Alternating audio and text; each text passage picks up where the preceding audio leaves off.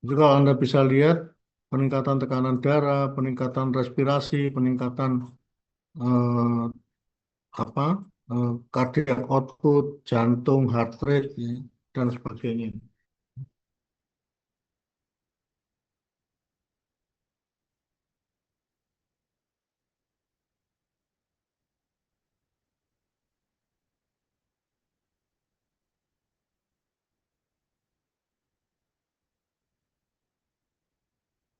Nah, itu Anda bisa lihat apa yang terjadi, beberapa gejala untuk eh,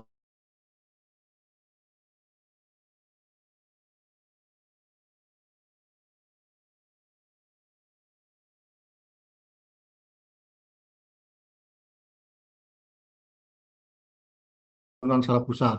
Terjadi penurunan ansietas. Ansietas itu cemas, gelisah, dan sebagainya. Menekan aktivitas, mengantuk, mempermudah tidur, dan sebagainya. Jadi sedatif ini penenang, sedangkan hipnotik itu bisa sampai tertidur. Sedangkan CNS stimulan itu sebaliknya dia menyebabkan peningkatan aktivitas karena ada rangsangan pada central nervous system. Nah, coba kalau kita lihat ini ya, yang sebelah kiri sama sebelah kanan itu sangat tergantung dari dosisnya atau jenis obatnya. Kalau misalnya dosis rendah, maka dia akan memberikan efek yang seperti itu sampai ke atas ya, dosis tinggi.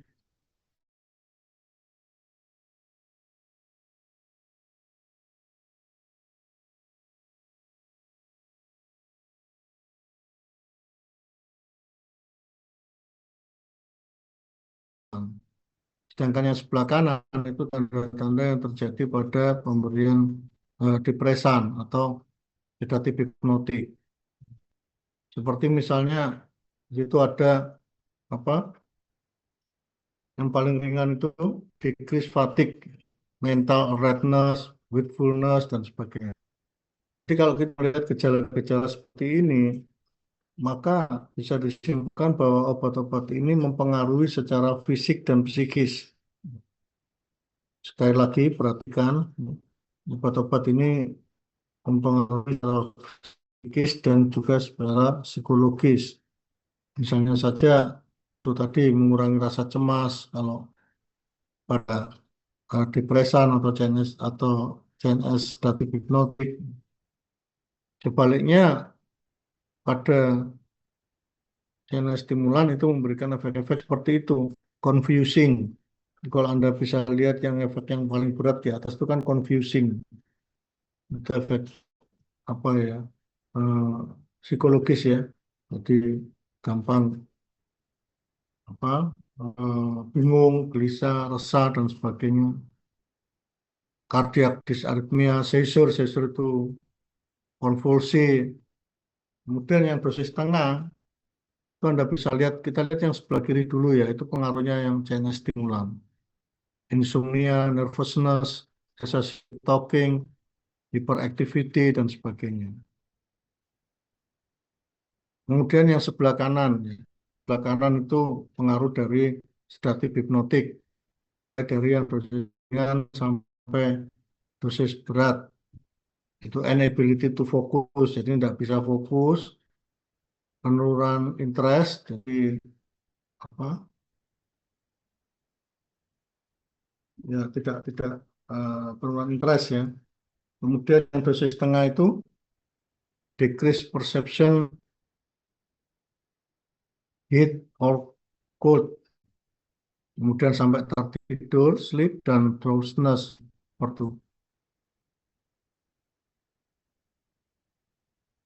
Kemudian yang paling berat itu yang sampai pada respiratory failure atau gagal nafas, kemudian koma, kehilangan refleks, consciousness dan sebagainya. Jadi itu gejala-gejala yang bisa muncul ketika pemberian obat-obat cairan stimulan.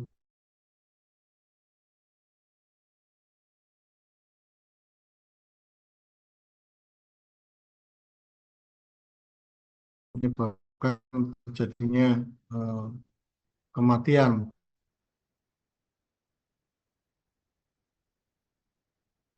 Baik,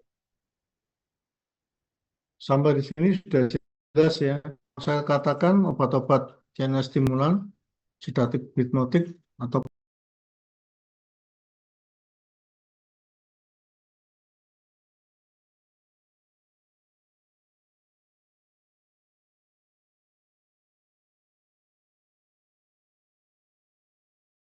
Recording in progress.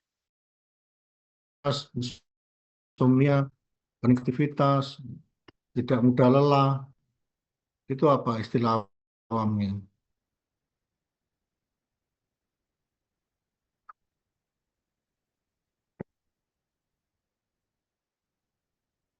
Suara saya bisa terdengar? Bisa, Prof. Ya. Jadi kalau Anda pernah dengar itu istilahnya doping itu loh ya. Tahu ya, pernah tahu istilah doping ya, pernah dengar ya. Itu. Jadi obat-obat ini sangat berbahaya ini. Obat-obat yang sering disalahgunakan. Obat-obat yang sering disalahgunakan ketika dia disalahgunakan karena kan pada kondisi normal.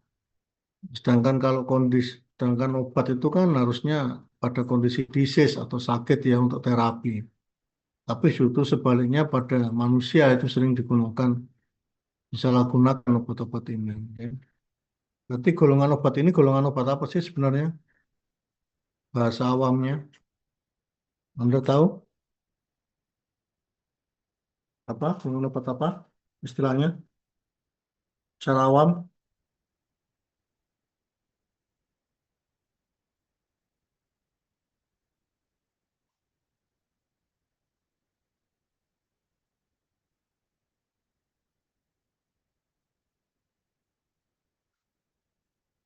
Yang sering disalahgunakan tuh obat apa tuh istilahnya? Hmm?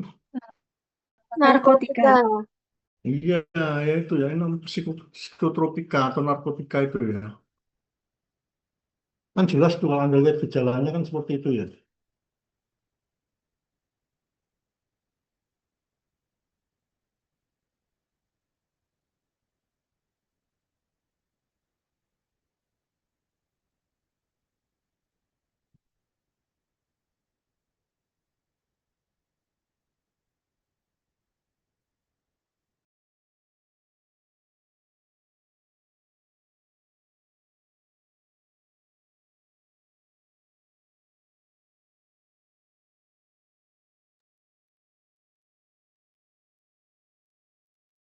Jadi itu ya, apa bisa diberikan pada hewan ya bisa ya. Ada beberapa contoh, misalnya saya ambil contoh ya. Makanya nanti Anda konsentrasi tadi ya saya jelaskan. Pada manusia bisa, pada hewan juga sama obatnya ya seperti ini. Cuma nanti penggunaannya pada hewan ya Anda bisa sesuaikan. Ya. Misalnya saja ada penyakit rabies. Anda tahu ya penyakit rabies atau gila anjing itu ya. Mempunyai gejala seperti itu. Jadi hiperaktivitas, kemudian ada konvulsi, kemudian dia tidak bisa membedakan benda-benda apa, pokoknya sekitarnya ada benda yang dirasa dekat, dia akan menggigit atau menyerang begitu ya. Karena nervousness tadi, ya, gampang confuse, nervous dan sebagainya. Itu kira-kira kalau rabies ini membutuhkan yang stimulan atau yang sedatif hipnotik?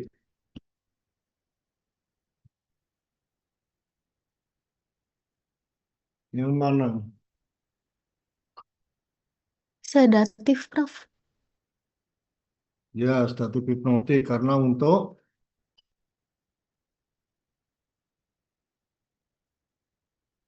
Menenangkan. penenang ya, jadi menghilangkan ya sampai tertidur nanti supaya tidak terjadi hiperaktivitas. Misalnya lagi eh,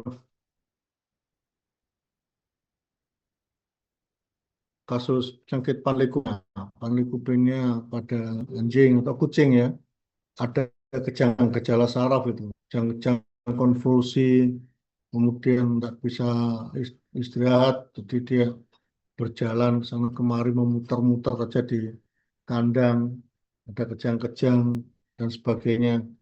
Itu diberi skena stimulan apa sedatif hipnotik?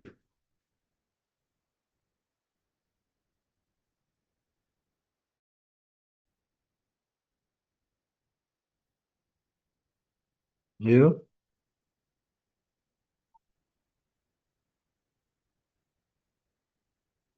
ayo biar cepat ya.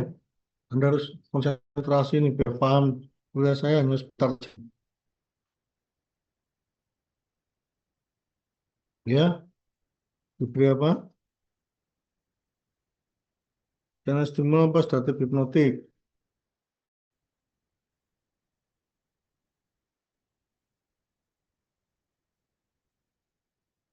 Mungkin cairan sedatif hipnotif, Prof.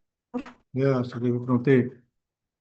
Nah, sekarang misalkan saja ada hewan yang apa ya mengalami perlu perlu tindakan operatif ya, kan harus dianestesi itu, harus dianestesi karena memang butuh hewan itu sulit dikendalikan, ya, mau dianestesi sulit dikendalikan, di apa ya, ya pokoknya sulit di handling, sulit dikendalikan, selalu ingin menggigit dan sebagainya, sehingga perlu pemberian CNS stimulan atau sedatif hipnotik Yang hipnotik. untuk ya, sedatif hipnotik. Kemudian misalnya ada hewan yang mengalami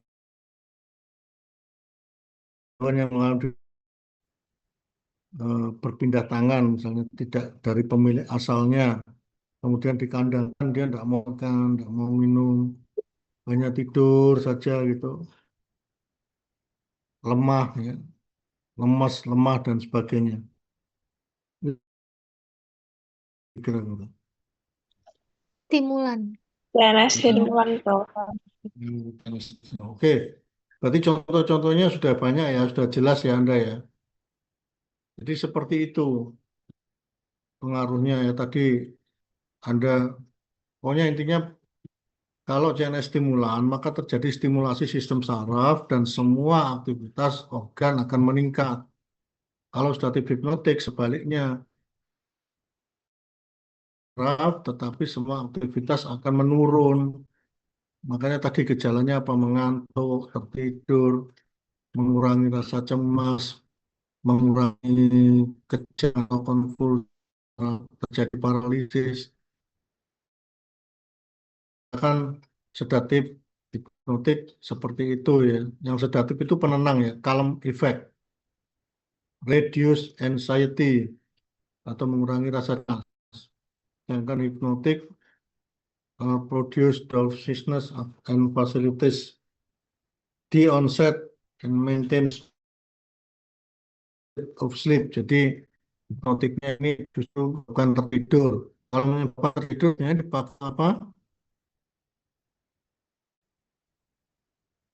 Untuk yang mengalami apa? Perlu hipnotik, tertidur, diberikan pada keadaan apa istilahnya? Keadaan tidak bisa tidur itu apa tuh istilahnya? Insomnia, Prof. Insomnia. Iya, ya yang hipnotik ini diberikan pada kondisi insomnia supaya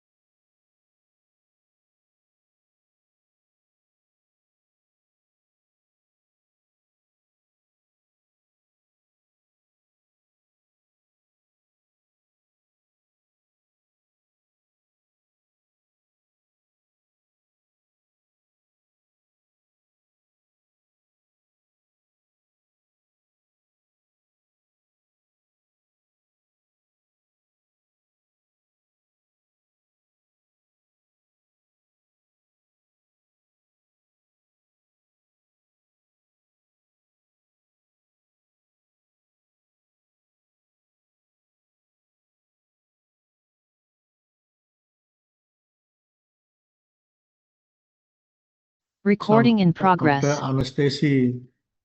Sedangkan yang benzodiazepin mungkin terbatas sampai pada tahap hipnotik atau tertidur ya. Jadi kan tahapnya tadi apa?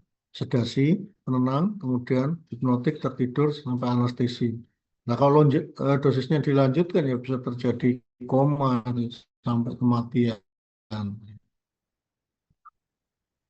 Nah, ini contoh-contoh sedatif hipnotik diresepkan untuk keadaan-keadaan seperti anxiety, rasa cemas, short term problem, panik, sleep problem, muscle relaxation, depresi, dan sebagainya. Jadi kalau kita lihat gejala-gejalanya, statik hipnotik dan channel stimulan ini lebih pada ya dua, secara fisik dia mempengaruhi, tapi secara psikologis dia juga mempengaruhi. Yaitu menurunkan respon pada CNS, menurunkan rasa cemas, membuat sedasi atau penenang secara umum, semuanya akan berjalan lambat ya. Jadi berpikirnya lambat dan sebagainya, semuanya sampai tertidur, bahkan sampai teranestesi ya. Gejalanya seperti itu. Itu all drug use alter the normal sleep cycle and should be administered only for or week, never for month. Jadi tidak pernah diberikan terus-menerus ya, itu berbahaya.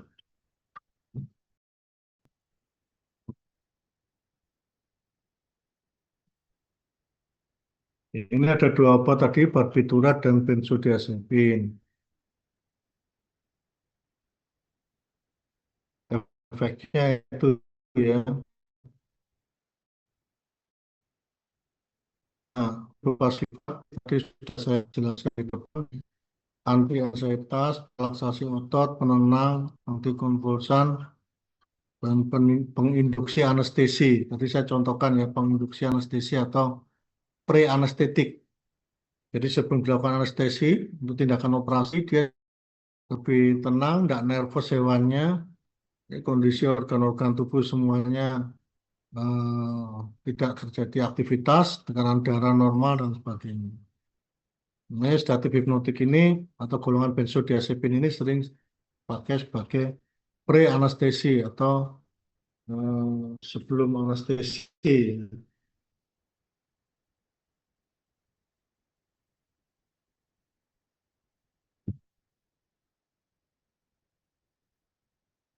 Kemudian beberapa efek yang ditimbulkan seperti hipnosis, sedasi, relaksasi otot,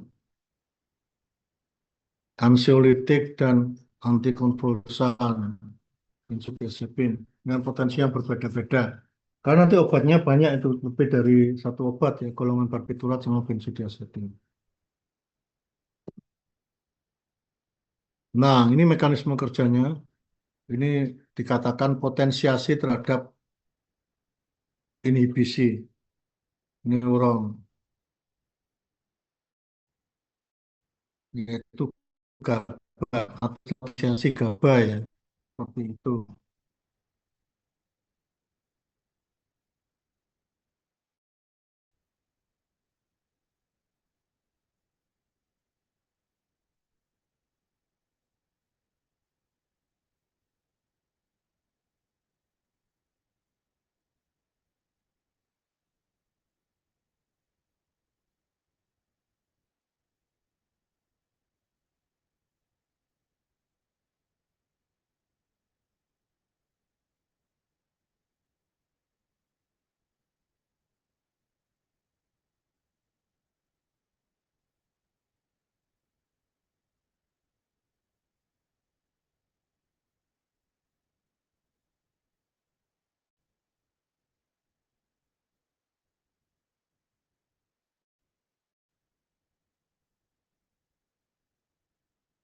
Jadi yang perlu Anda ketahui dulu supaya Anda bisa memahami mekanisme kerjanya, itu saya jelaskan dulu secara normal ya. Secara normal di sistem saraf pusat itu ada dua hal yang mengendalikan ya.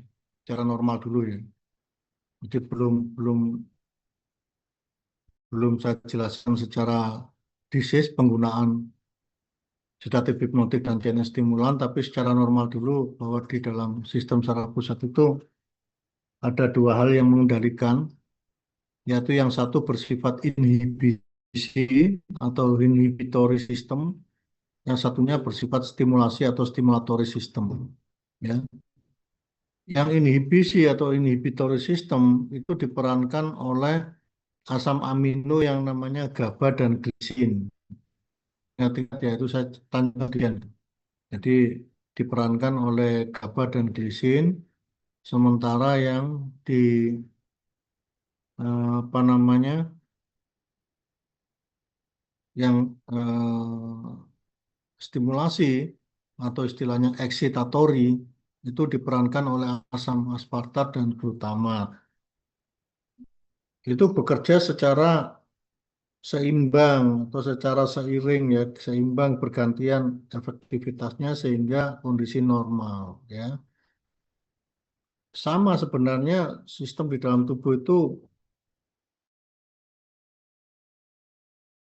dikendalikan oleh satu zat yang kerja berlawanan, tetapi dia secara apa namanya, fungsi dia seimbang sehingga tidak terjadi disease gitu ya, tidak terjadi disease.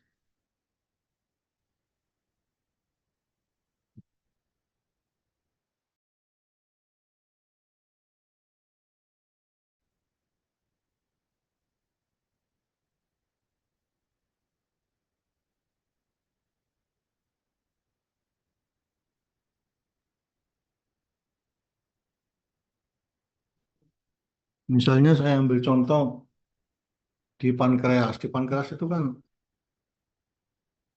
ada sel beta sama sel alfa kan. Sel beta mengandung insulin untuk menekan kadar glukosa darah. Ya, ketika kadar glukosa darah tinggi maka dihambat atau ditekan oleh insulin. Nah, insulin kan tidak akan bekerja terus. Kalau bekerja terus nanti tekanan darah tambah lama, tambah turun, turun, turun. Maka pada saat yang normal dia berhenti. Akhirnya ditingkatkan lagi kadar glukosa darah dengan glukagon, ya, hormon glukagon. Meningkat lagi, ditekan lagi mulai insulin. Nanti dikeluarkan lagi glukagon, meningkat. Terus seimbang seperti itu dalam kondisi normal. Nah, hal yang sama juga terjadi pada sistem saraf pusat.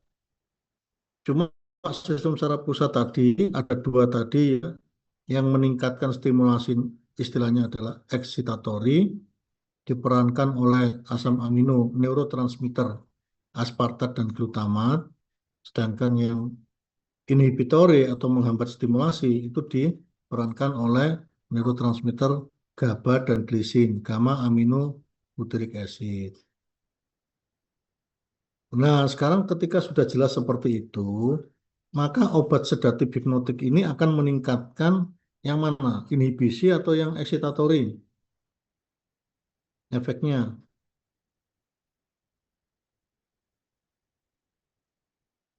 Inhibisi. Iya, yang inhibisi karena di situ sedatif hipnotik akan membuat itu tadi karena inhibisi maka saraf terstimulasi rendah ya, bahkan tidak terstimulasi ya. Penurunan aktivitas, penurunan stimulasi karena akan ditingkatkan GABA. Makanya dikatakan mekanisme kerjanya sedatif hipnotik benzodiazepin sama barbiturat adalah potensiasi inhibisi atau mendukung atau sinergi dengan inhibisi. Jadi ada kadar GABA dan glisin meningkat. Sementara yang CNS stimulan dia akan bekerja pada sistem yang mana? Inhibisi atau yang excitatory?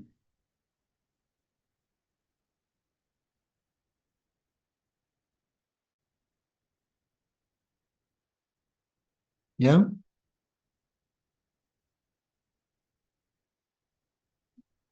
ya sistem yang excitatory, excitement, meningkatkan stimulasi ya.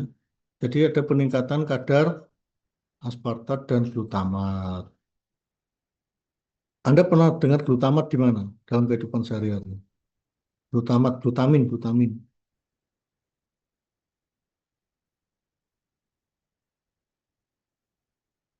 Istilah glutamin Anda dengar apa? Glutamat pernah. Iya, glutamat, glutamin, glutamin. Eh, M? DMSG Bu. Iya, MSG, monosodium glutamat atau monosodium glutamin.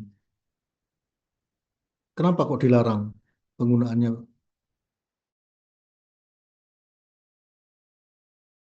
Oke, kenapa dilarang? Karena akan meningkatkan kadar glutamat, akan meningkatkan kadar glutamat di dalam CNS. Nah, otomatis kan saraf bisa terstimulasi terus itu, kejang-kejang, nggak bisa tidur. Makanya dilarang itu MSG itu. Apalagi untuk anak-anak itu merusak otak. Ada istilah kan gitu tuh. Oh, jangan sering-sering makan mengkonsumsi itu makanan-makanan yang mengandung MSG bisa merusak otak, mengganggu otak. Itu maksudnya seperti itu. Karena di sekitar pusat ada glutamat, aspartat, ditambahi lagi dengan MSG, maka akan terjadi stimulasi pada sistem saraf pusat. Karena itu bersifat excitatory, excitement. Anak itu bisa kejang-kejang, bisa nggak bisa tidur, insomnia, hiperaktivitas, ya seperti itu. Karena berlebihan. Ya. Baik, sekarang saya jelaskan mekanisme kerjanya. Tadi kenapa kok potensiasi inhibisi GABA itu maksudnya bagaimana? Yang jelas kan meningkatkan kadar GABA ya, satu hipnotik itu.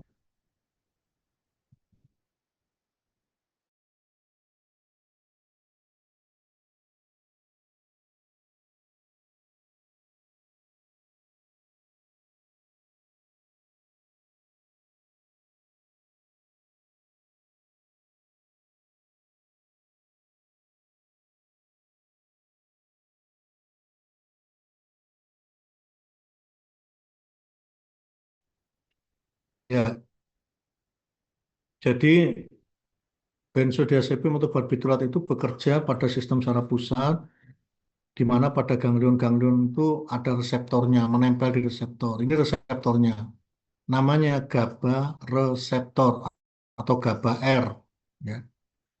GABA reseptor atau GABA R. Reseptor ini wujudnya adalah suatu protein yang dia muncul di suatu permukaan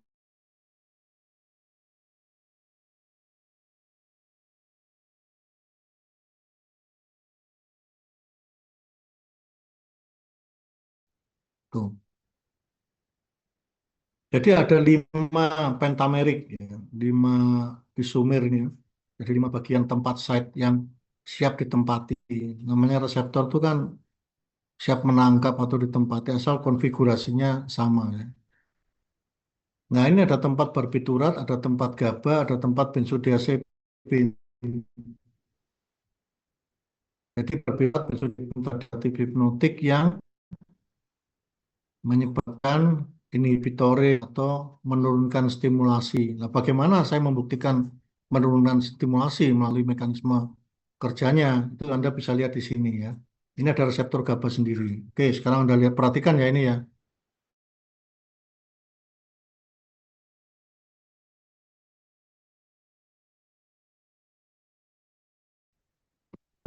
Ada 5. Ketika benzodiazepin diberikan, ya ini barbiturat juga sama sebenarnya. Saya contohkan benzodiazepin saja. Ini GABA reseptor, GABA A reseptor ini. Ya, GABA A reseptor. Benzodiazepin diberikan, dia akan menempel di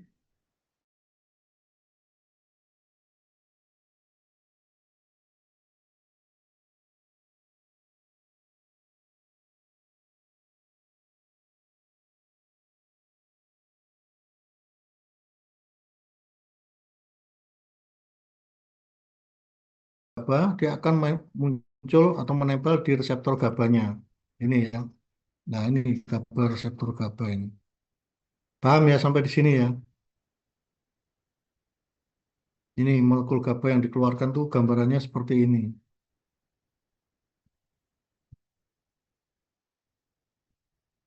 Nah, jadi ini molekul GABA ya, dikeluarkan dari ujung saraf ini molekulnya ini. Jadi dia menempel ke reseptornya ini. Hmm. Ya, ini molekulnya benar-benar ini. Nah, ketika GABA menempel pada reseptor GABA A, ya, karena tadi benzodiazepin memicu GABA keluar, kemudian kita geser ke kanan, di mana di sini akan terjadi pembukaan kanal reseptor.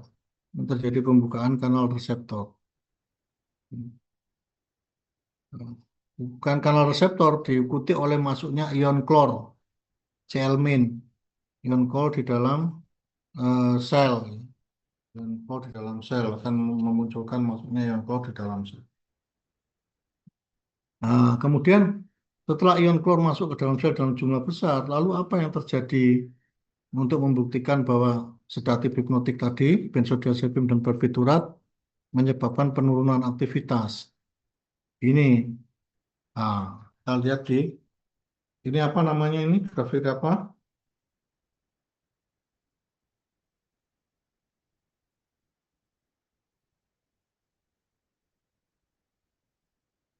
Grafik apa itu namanya? Grafik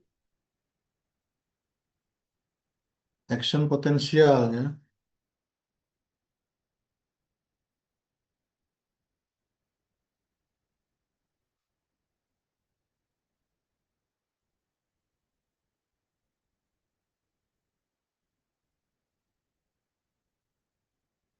Ini yang membuktikan grafik action potensial ya.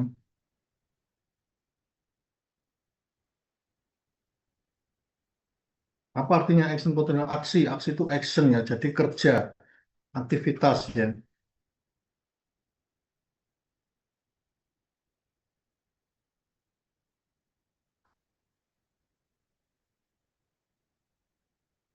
Jadi itu kemudian membuktikan bagaimana. Kalau tadi yang masuk Cl-min ya, Cl-min masuk tadi kan di dalam sel tadi yang ini ya.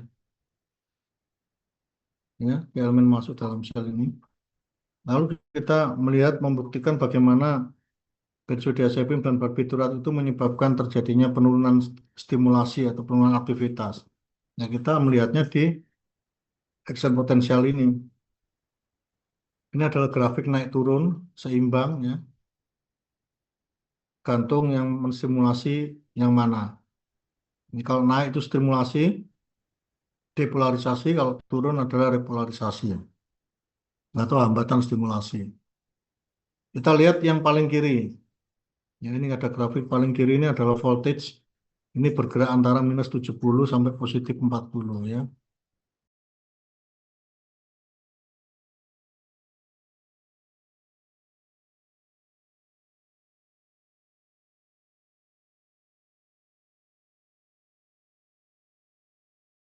Tadi ya.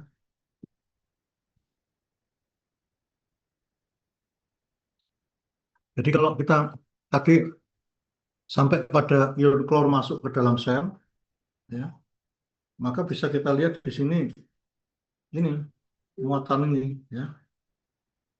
Karena ion klor itu adalah muatannya negatif, Cl-min, maka di sini yang lebih banyak, maka grafiknya turun apa naik? Kalau kita lihat ini, voltasenya ini, action potensial itu artinya kan aktivitas ya, action ya.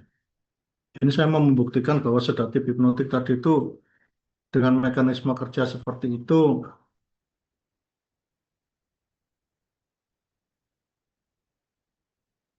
mekanisme kerja seperti itu terjadi penurunan aktivitas.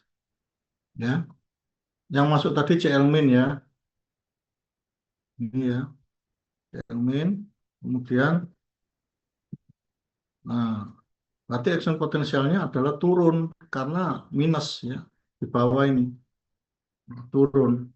Nanti action potensialnya repolarisasi turun, itulah yang membuktikan bahwa pemberian sedatif hipnotik itu aktivitasnya turun.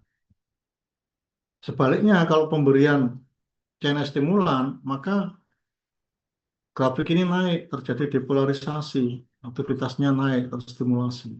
Karena apa? Karena yang masuk ke dalam sel nanti bukan ion Cl-min, melainkan apa? Melainkan ion positif, ya, bisa kalsium, natrium, gitu ya, seperti itu. Dan reseptornya kalau CNS stimulan bukan reseptor GABA, tapi reseptornya adalah NMDA. Nah, ini reseptornya. NMDA reseptor, ini NMDA reseptor, N-metil diaspartat reseptor. Ketika reseptor diduduki oleh aspartat glutamat, ini ya, glutamat merilis ini ya, di sini, maka reseptor ini ditempeli dan terbuka celahnya atau channel channel kanalnya terbuka. Ya. Akibatnya apa? Yang masuk adalah ion kalsium 2+. Maka kalau kita lihat grafiknya di sini, terjadi peningkatan. Ini positif kan, positif 40. Ya.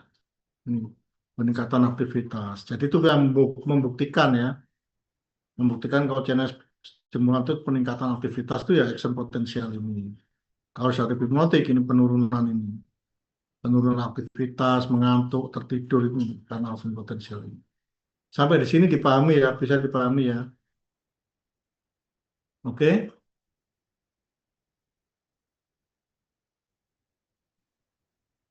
paham ya?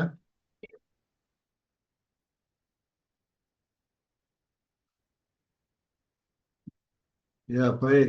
Jadi itu penjelasannya ya.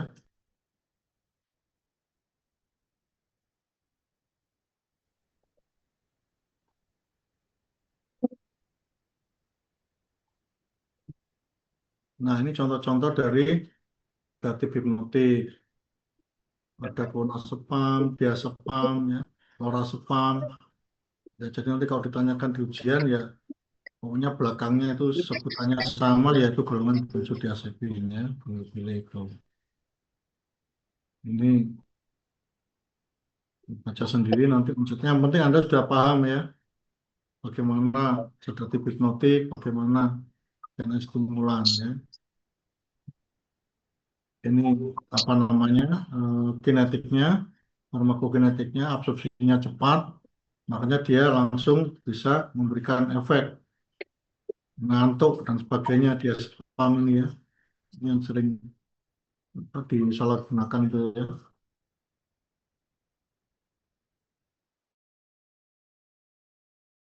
Kemudian modal lemak ya.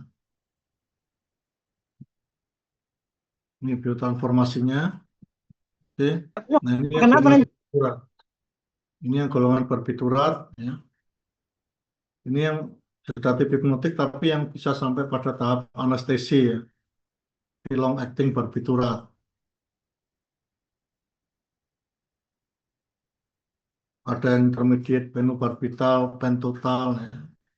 Short acting itu artinya dia lebih cepat memberikan efek ya. Waktu kerjanya cepat. Ini sama seperti tadi ya, reseptornya GABA ditempeli, GABA aktif, menempel juga dikeluarkan, yang masuk ke dalam sel ion klor terjadi peningkatan aktivitas dan penurunan ya, penurunan aktivitas karena CL-min. Tuh. Ini barbiturat, bind to picotoksin, site GABA reseptor, penurunan klor, plak. Ya. Jadi itu. Nah, ini nitrazepam dan sebagainya ya.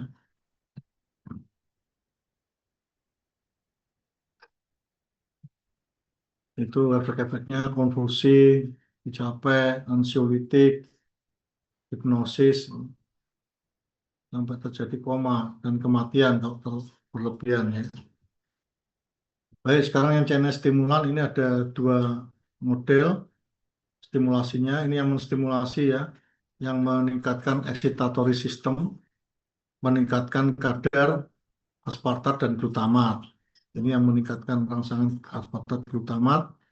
Ini yang menghambat nanti strychnine metrazol ini yang akan menghambat GABA atau glisin. Ini strychnine menghambat GABA atau glisin.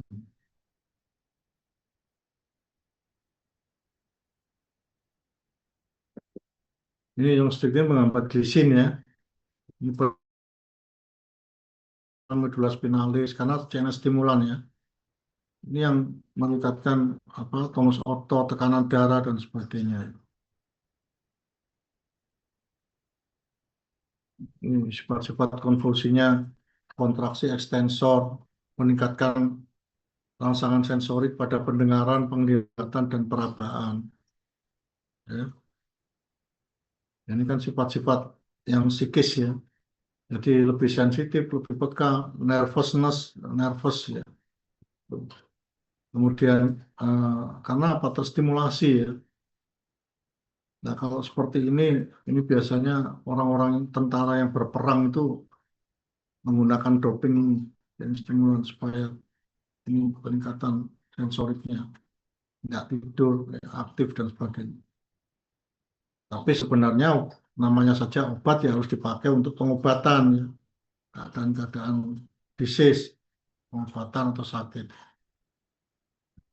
Oke, saya rasa itu nanti Anda bisa baca sendiri ya selanjutnya ya.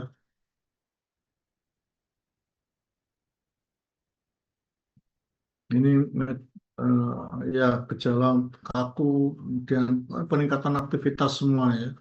Recording in Oksida dan progress. sebagainya. Metilfenida dan sebagainya ya. Baik, saya rasa itu nanti Anda bisa baca sendiri ya. Ini apa namanya penjelasan CNS stimulan, kenapa dia bisa meningkatkan aktivitas. Kalau bisa kita lihat di sini ada juga pengaruhnya ke alfa 2 agonis. Ini terjadi peningkatan ATP. Karena apa? Efeknya adalah pelepasan norepinefrin sama aktivitas protein G. Aktivitas protein G ini menurunkan adenyl siklase. Kalau adenyl siklase turun, otomatis ATP tidak bisa dipecah menjadi siklik AMP. Jadi ATP tetap terkumpul, inilah energinya di situ. Sehingga mengalami hiperaktivitas. Yang masuk kanal adalah kalsium. Kalau kalsium berarti potensial aksi tadi grafiknya ke atas karena itu valensi 2 positif. Yang positif yang masuk. Makanya dikatakan CNS stimulan ini bisa bersifat sebagai doping. Sebenarnya yang paling indoxapram dan sebagainya, derivat santin. Oh ya, Anda tahu yang istilah mungkin ini amfetamin. Ya, amfetamin ini juga termasuk CNS stimulan. Amfetamin sering disalahgunakan ya. Ini bahan dasarnya pembuat ekstasi itu. Yang pil-pil tablet-tablet ekstasi yang narkotik itu ya. Yang sering disita itu bahan dasarnya ini metilamfetamin ini ya, pakai CNS stimulan. Nah, yang paling ringan CNS stimulan itu adalah derivat santin seperti kopi, teofilin, teobromin itu bersifat ringan. Ya. Efek perangsang karena apa? Karena ini yang menyebabkan peningkatan tekanan darah, tidak mudah mengantuk dan sebagainya terjaga terus. Nah, ini kan santin derivat ini. Oke, jadi saya rasa nanti yang lain-lainnya Anda bisa baca sendiri. Yang penting sifat-sifatnya tadi, prinsip-prinsip kerjanya Anda sudah bisa pahami ya. Bahwa sedatif hipnotik itu merangsang sistem saraf pusat bagian inhibitory, pengaruhnya pada GABA, peningkatan GABA atau glisin, yang menyebabkan terjadinya penurunan aktivitas. Sedangkan CNS stimulan, pengaruhnya pada sistem saraf yang excitatory, excitement, yaitu peningkatan kadar aspartat dan glutamat, sehingga terjadi peningkatan aktivitas atau hiperaktivitas seperti itu. Baik, salah satu yang bisa saya sampaikan. Terima kasih di SOK untuk perkuliahan hari ini. Atau mungkin ada yang ingin disampaikan sebelum saya akhiri? Ada pertanyaan?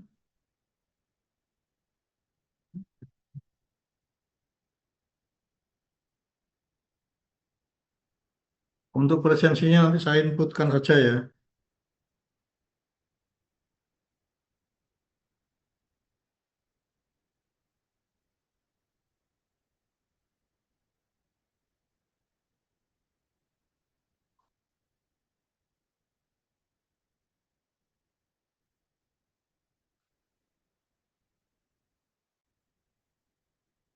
Baik, saya akhiri. Terima kasih semuanya atas perhatiannya. Assalamualaikum warahmatullahi wabarakatuh. Selamat pagi. Permisi, Waalaikumsalam. Prof. Terima kasih, Prof. Sebelumnya, Prof, Untuk izin bertanya untuk absennya bagaimana ya? Ya, nanti presensinya Recording saya stopped. inputkan saja. Saya inputkan sendiri, ya. Kelas A dan B toh ini. Iya, betul, Prof. Prof. Kelas A dan kelas B. Ya, ya, nanti saya inputkan ya. Ditunggu aja Baik, nanti. Prof. Terima kasih. Cek kalau sudah masuk saya diverifikasi ya. Baik, Prof. Ya, makasih. Baik, Prof. Terima kasih, Prof. Ya, terima kasih. Terima kasih, Prof. Terima kasih, Prof. Ya, sama-sama. Terima kasih, Prof. Terima kasih, Prof. Terima kasih, Prof. Ya.